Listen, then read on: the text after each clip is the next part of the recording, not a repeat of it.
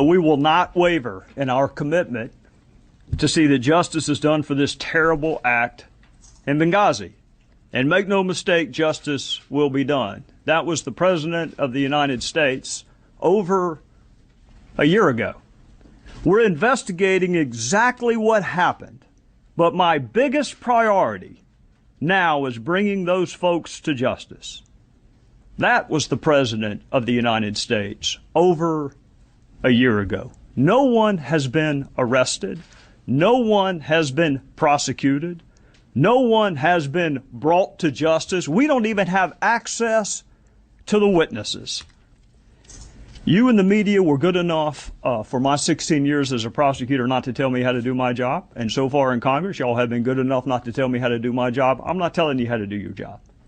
But I'm going to ask you some questions, and if you can't answer these questions, then I'll leave you to draw whatever conclusion you want to draw about whether or not the media has provided sufficient oversight. Can you tell me why Chris Stevens was in Benghazi the night that he was killed?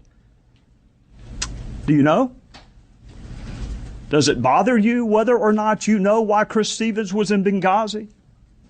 Do you know why we were the last flag flying in Benghazi after the British had left and the Red Cross had been bombed? Do you know why requests for additional security were denied?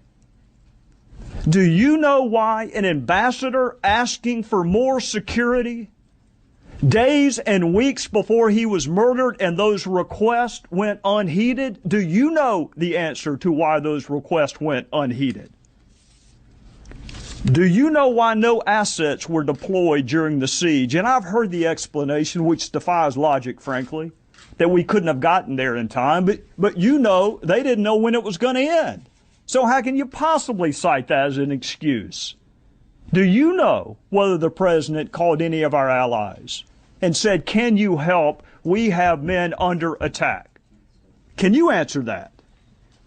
Do any of you know why Susan Rice was picked?